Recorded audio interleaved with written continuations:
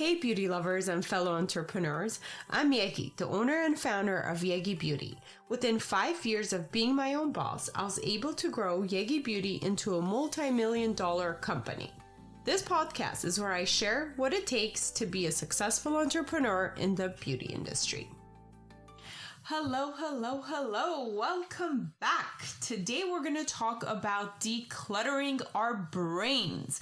Not only physical decluttering makes us happy, but also when we declutter everything that goes on in our very complex brains, we feel better and happier and more on top of our lives. And all of these literally lead to happiness and contentness in life. And who doesn't want to be happy and content? Most of the time, we don't even realize that we have so much clutter in our minds.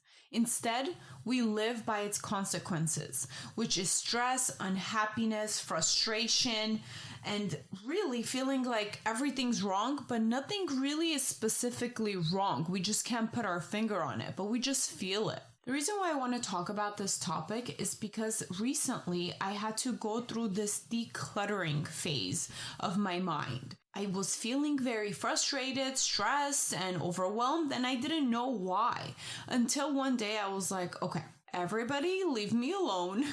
Find a babysitter, send the husband off from the house, don't go into the office, literally sit down and figure out why am I unhappy or why am I frustrated at the moment? Because technically, if I think about it, I'm really happy with everything in my life. I have a happy family, I have a fun job, I enjoy the people around me, I have great relationships with my friends. So what the heck is wrong? And that's when I sat down and literally started writing down all the little things that were bugging me or that were in my brain, in my mind, cluttering my judgment, my happiness, my day-to-day. And then I realized, wow, this is so simple. I am a strong believer that unless we are at a positive state of mind, most of the time, we are human, right? It's okay to be angry or frustrated sometimes, but unless we are vibrating at a positive level most of our lives or most of the time, we're not going to be able to be productive and happy and lead to success. So it is very important to be able to have little techniques and little things that we can do to snap out or bounce back from these negative states of mind. Although there are many ways to get out of a negative state of mind, here's a process that I highly recommend to follow. First, you want to separate yourself from all distractions. So if you're in a busy work area or in a busy house, you want to find an area where you feel very calm. So it should be an aesthetically pleasing environment, a clean work desk area that you can sit and really think about things. The next thing you want to do is grab a piece of paper or a notebook and start writing down everything that's on your mind. It doesn't have to be a perfect list or a very well-written essay of everything that's on your mind, but you just want to, as a rough draft, just jot down everything that's cluttering your mind. This is going to help you really almost get rid of all the clutter in your brain and put it on a piece of paper where you can sort it out. You want to use a piece of paper or a notebook to do this exercise. You don't want to use your phone or computer because there are too many distractions attached to those devices. However, I think there is also a universal law that when we physically write something down, it just works better. Just take my word for it. I have been practicing this for many years and it has worked very well. Just doing this part alone is going to make you feel better because it's almost like venting to a friend to get things off your chest, but it's even better because you're writing it down. First, you don't need anybody to do this exercise. You can do it by yourself. And second, you don't have to worry about anybody judging you. It's just you and your private thoughts. Now that everything's on the piece of paper instead of in your mind, it's going to be way easier to declutter and prioritize and reorganize and really see what's worth worrying about or finding a solution to, compared to having it just float around in your mind and stress you out throughout the day. Next thing we want to do is look at our list or our notebook and see everything that we have written down.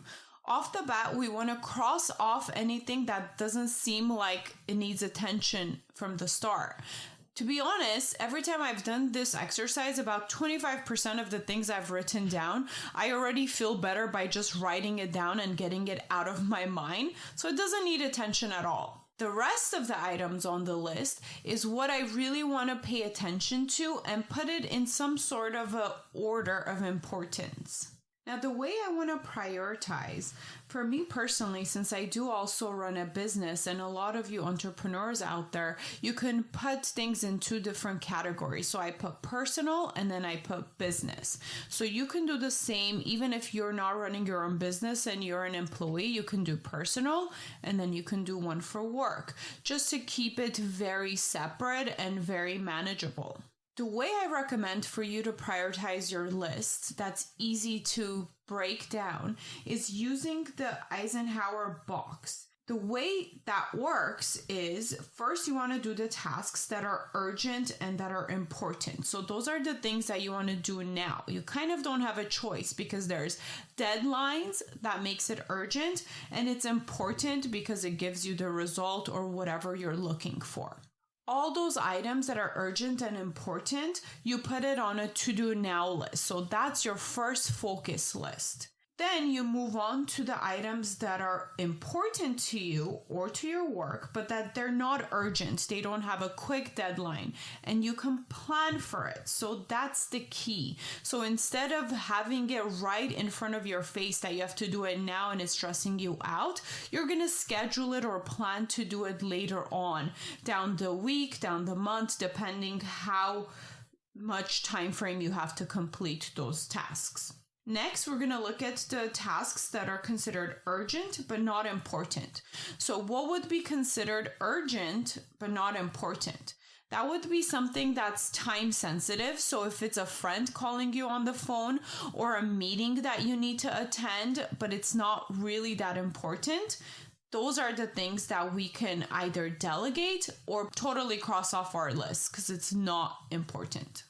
Lastly, we have the not urgent and not important tasks. Now, these are everything else that is not time sensitive and it's not really important. So it could be watching the show you wanted to watch, going on a walk, anything that's really not urgent and not important in your definition goes in this area.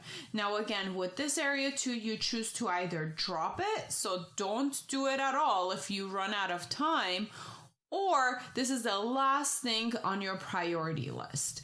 That's the way we're going to attack it. First, we're going to do the stuff that we have to do now, which are the urgent and important tasks. Next, we're going to plan for the not urgent and important tasks. We're going to follow our process, and with the urgent and not important tasks, we're either going to delegate it or we're going to drop it, not do it at all.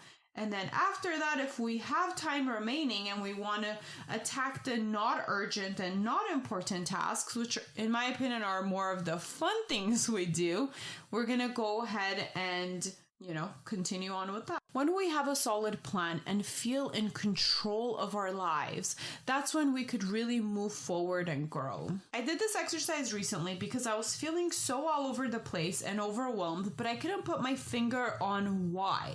Now, I do have a lot going on. I am currently pregnant with the new baby that's coming. I am running a business, starting few new projects within the business. Sales have been kind of slow given the pandemic, and I don't know what else is going on in the world right now.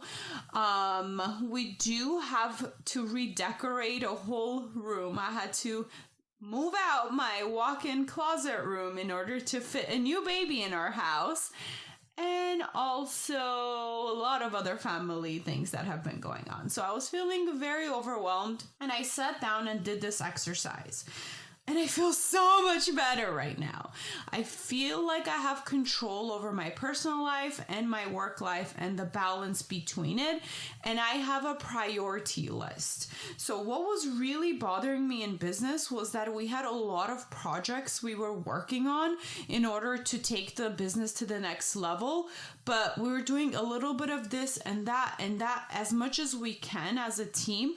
However, we weren't prioritizing. We didn't have a solid plan of doing, what's urgent and what's important, and then what's not so urgent and important. So we weren't planning for that for the future. We just felt like we had to do everything right then and there, and that was very stressful. But we slowed down and really went through this process, and now we feel so much better.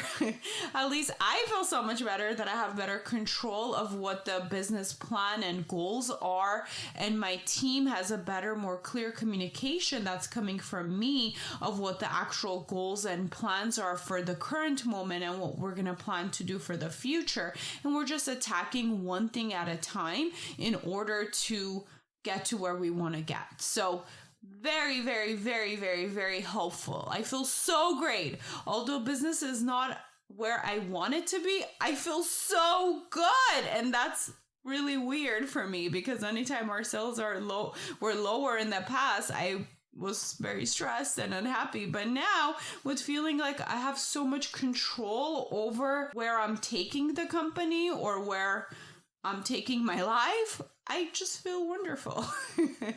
Anyways, I hope this helps you declutter your mind and gain control over your life and feel happy and wonderful. If you do the exercise, please do the exercise. And when you do the exercise, let me know what it did for you, how it worked, how you feel, and how we can help. Have a great day. Bye.